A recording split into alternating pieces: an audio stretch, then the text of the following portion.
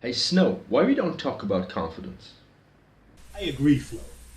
I think confidence is a great topic for both salespeople and leaders. So let's start the show.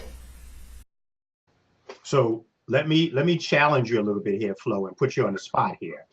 Let me give you a scenario. Okay. Um, that's a song by Tribe Called Quest, by the way. So let's say I don't have confidence and I'm an introvert, quiet, shy, timid, but then I get laid off, or worse, I get fired from my job. And I say, you know what? To hell with corporations. I'm going to be an entrepreneur. Everybody talks about how delicious my pies are. So I'm going to start my own business. I'm never going back to a corporation, but I lack confidence and I'm very quiet and introverted.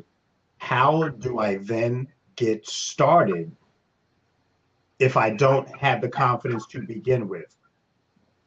Well, the start already began in your scenario.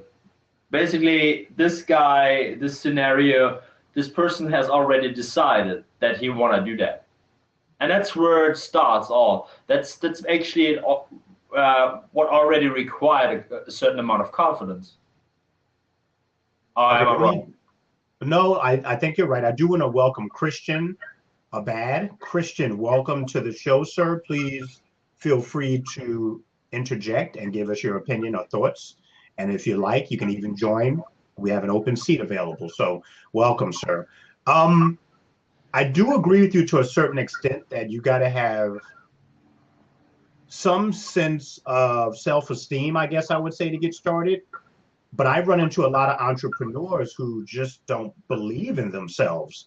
They believe in the product or service they provide, but they don't believe in themselves and they don't believe they have the ability to be an entrepreneur. So, how do they get started if they don't even believe in themselves? Um, I think the best and the strongest way to develop in that way a certain level of confidence is setting goals and reaching these goals. I Okay. think that builds a self-image, and that will just confirm over and over again. The more often you confirm your self-image, the more often you confirm, oh, okay, I can reach these goals. So what I'm hearing from Florian is basically your your ideas, your story create your destiny, right? That's what you're telling us. Kind of, yeah. That's true. Yeah. So this is my issue. This is my story. I've been for such a long time repeating the same story, and this story says that my English is not good, that I'm not good to communicate, that I'm not good to deliver my message. And I got to the point of making the decision. I'm gonna change this story. And then what I saw is that the only way of changing this story was practicing, was getting in contact with people just like you who are speaking the language. And that's what I'm doing now. Now, you were talking about confidence, not having the confidence of speaking in English. It's been such a big problem in my life, such a big issue in my life. Okay. So, since I had that story in my mind, when I am with more people, it's not easy to communicate because I keep with the same story that what I'm gonna say, what I'm gonna talk to these guys. Right. So I'm practicing. I'm trying to get rid of that story. I think it starts with what you said, the visualization.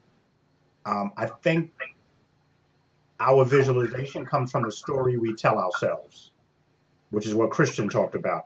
So I think it starts with first your thoughts and the story you're telling yourself.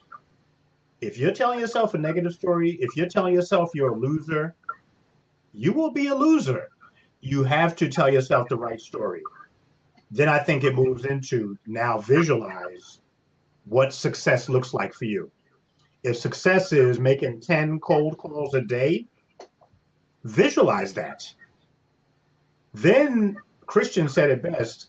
I do my power statements. I'm going to make 10 cold calls today and they will be outstanding. But the most important part is now I do the work.